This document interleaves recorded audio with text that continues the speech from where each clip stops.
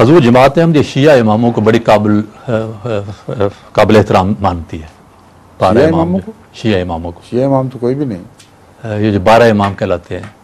शिया तो बाद में बने हैं, अइम्मा तो पहले शुरू हुए, शिया तो वजूद ही कोई नहीं था। मफहूम मेरा वही है कि वो इमाम जो क्या वो जिन अहले बैत को नस्ल बाज़ा नस्ल शिया अइम्मा मानते हैं, दुरुस्त ये कहें ना जी, जमात अहमदिया भी उनकी बहुत इज्जत करती है, इसलिए कि रसूल सल्लम की साथ एक खूनी रिश्ता तो है और नेक लोग थे सारे जी, बहुत बड़े बड़े बुजुर्ग, अहले कुरान ना अहले फहम और साहिब कश्फ और साहिब इल्हाम, उनकी इज्जत क्यों ना करें हम। नहीं, सवाल यह है कि क्या वो तमाम खिलाफत राशिदा को मानते थे?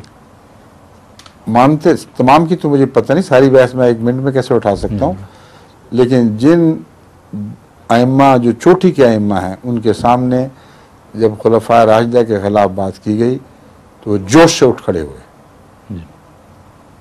उन्होंने निकाल दिया उस शख्स को वहाँ से, मजलिस से। तो उनके मतलब बात करते हैं जिनके मतलब कुरान कह रहा है कि ये वो लोग थे जिन्होंने जो अपनी नेकियों और तकवा में आगे बढ़ गए और अल्लाह उनसे राज़ी हो गया और इनकी बातें कबूल हो गई, तो बाद में आने वाले इन पर बातें करते हैं, तुम कौन होती हो, तुम्हारा क्या हक़ है। ये अइम्मा का मसलक था खुलफा के मुतल्लिक़। बाद में ये जो शिया पीछे चलने वाले मौलवी पैदा हुए इनमें, उन लोगों ने आस्ता आस्ता फिर बिगाड़ा इस मज़मून को। खुद अइम्मा किराम तो इज्जत करने वाले थे। फिर तो शियों के साथ झगड़ा ही खत्म हो गया सारा। हाँ, शियों के साथ झगड़ा ही खत्म हो गया सारा। नहीं वो नहीं होता, वो बिशप बात करके देख लेंगे।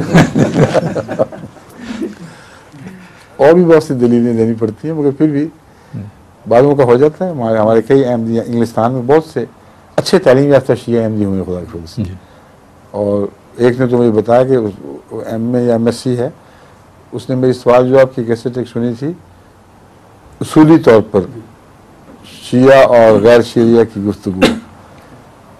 तो वो चूँकि तालीम याफ्ता यहाँ का पढ़ा लिखा है, उसने कहा मैं तो बिल्कुल एक दिन सवाल हल हो गए सारे। मेरा ख़ानदान बड़ा मुखालिफ है, लेकिन कहते मुझे खुदन को परवाह नहीं। अक्ल का तकाज़ा ये है कि जो जमात अहमदिया का मसलक है शिया सुन्नी इख्तिलाफ में, उसको कबूल किया जाए।